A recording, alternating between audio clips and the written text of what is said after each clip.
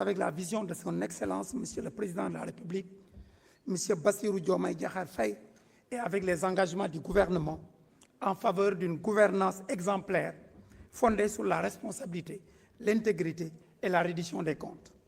C'est dans cet esprit que le chef de l'État a examiné avec une attention particulière la proposition de loi portant modification de l'article 37 de la Constitution. Honorables députés, le Président de la République a informé le Président de l'Assemblée nationale, suivant courrier numéro 724/PR du 30 juillet 2026, que conformément à l'article 4 de l'article 103 de la Constitution, il a décidé de soumettre la présente proposition de révision au référendum pour son approbation. C'est dans ce cadre que le gouvernement a soumis à la Commission des lois de votre Assemblée un amendement tendant à étendre aux principales autorités investies des plus hautes responsabilités de l'État l'obligation de publicité de la déclaration de patrimoine. Je me félicite que cet amendement ait été examiné et adopté par la Commission des lois, dont je tiens à saluer la qualité des travaux. La démarche du Président de la République repose sur une conviction forte, celle que la recherche de la transparence doit s'inscrire dans un cadre juridique cohérent, équilibré et durable.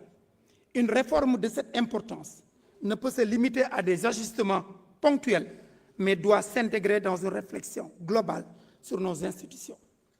Le Président de la République adhère pleinement et entièrement au principe d'une déclaration de patrimoine rendue publique au début et à la cessation de ses fonctions. Ce principe constitue une avancée significative dans le renforcement de la transparence, de la confiance des citoyens dans la gestion des affaires publiques. Toutefois, cette réforme gagnerait en cohérence si elle est inscrite dans une révision constitutionnelle plus structurante. En effet, il ne paraît pas opportun de réserver une obligation de publicité au seul président de la République.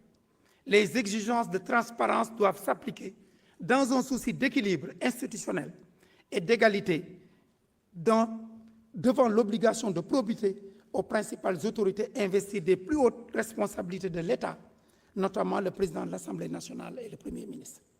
Cette approche est d'ailleurs conforme à l'esprit du Code de transparence dans la gestion des finances publiques et s'inscrit dans la continuité de la loi relative à la déclaration de patrimoine adoptée en 2025. Le président de l'Assemblée nationale et le Premier ministre sont certes déjà soumis à l'obligation de déclaration de patrimoine en vertu de la législation législative relative à l'OFNAC. Cependant, l'amendement a proposé d'aller plus loin en donnant à cette obligation une assise constitutionnelle afin de la soustraire aux évolutions de la loi ordinaire et d'en faire une exigence durable de la gouvernance publique. En réalité, il n'est pas cohérent que les trois principales autorités issues de l'exercice des pouvoirs exécutifs et législatifs soient soumises à des niveaux différents de consécration normative en matière de transparence patrimoniale. Le président de la République, le président de l'Assemblée nationale et le Premier ministre doivent être placés sous une même exigence d'exemplarité et de probité. La consécration constitutionnelle proposée ne crée pas une obligation entièrement nouvelle pour le président de l'Assemblée nationale et le Premier ministre. Elle élève au niveau constitutionnel une obligation qui existe déjà dans la loi en lui conférant une stabilité et une solennité supérieures. Cette nouvelle disposition constitutionnelle aura vocation à se substituer pour ces deux autorités aux dispositions correspondantes contraires de la législation ordinaire relative à l'OFNAC, conformément au principe de la suprématie de la Constitution. Il s'agit ainsi de faire de la transparence non plus seulement une exigence législative, mais un principe constitutionnel d'exemplarité applicable au sommet de l'État. Honorables députés, certaines voix discordantes ont fait observer que cet amendement méconnaissait la Constitution au motif qu'il ne serait pas à sa place, l'article 37 relevant du titre consacré au président de la République.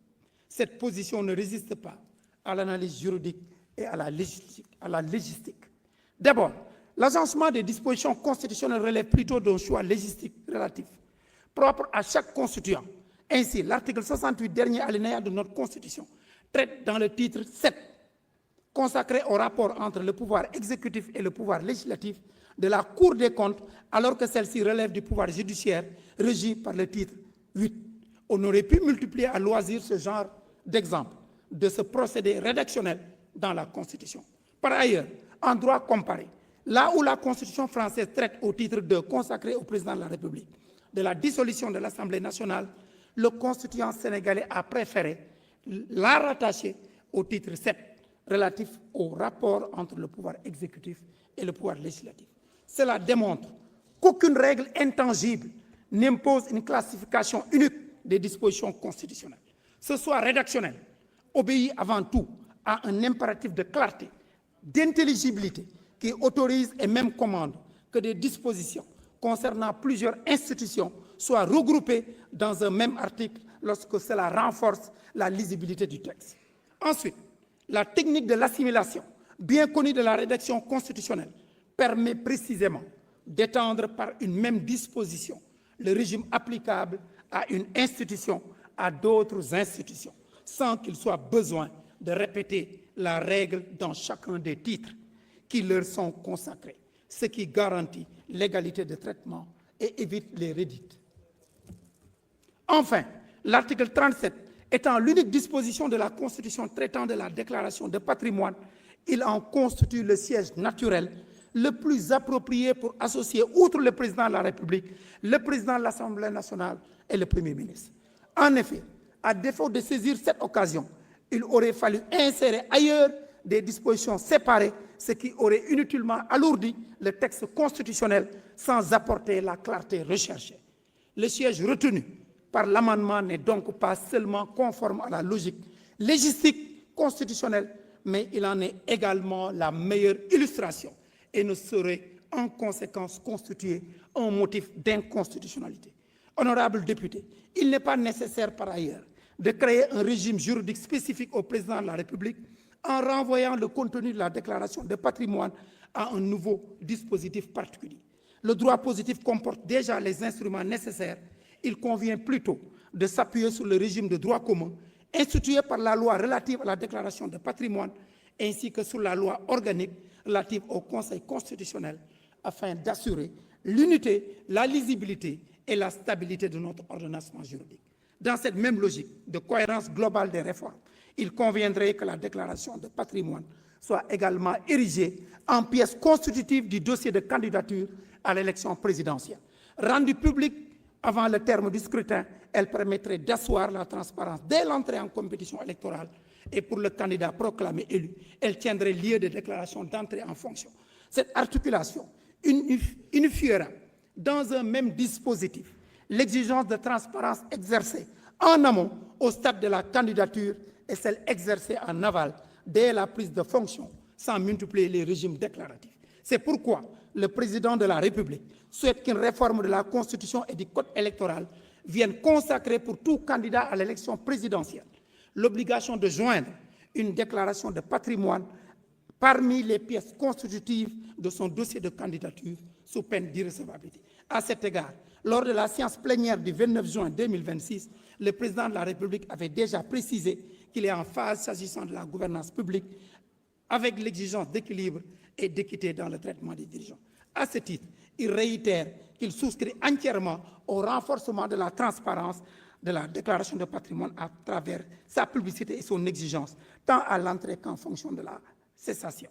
Dans cette logique de gouvernance transparente, il a souhaité que cette exigence soit étendue à l'ensemble des assujettis visés par la loi relative à la déclaration de patrimoine ou, à tout le moins, au président de l'Assemblée nationale et au Premier ministre. Il rappelle à ce propos que sa propre déclaration de patrimoine en tant que candidat était conforme à celle établie lors de son entrée en vigueur.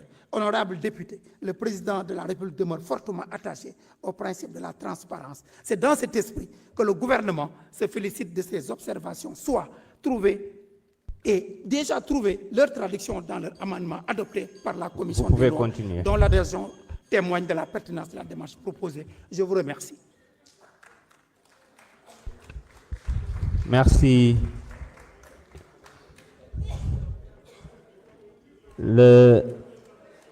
La discussion générale étant close, nous allons maintenant passer au vote de l'article unique. Mais avant, je voudrais informer la plénière de la réception de 2 demandes d'explication de vote de nos collègues Bara Ndiaye et Cheikh Thioro Mbacké. Bara Ndiaye, vous avez la parole.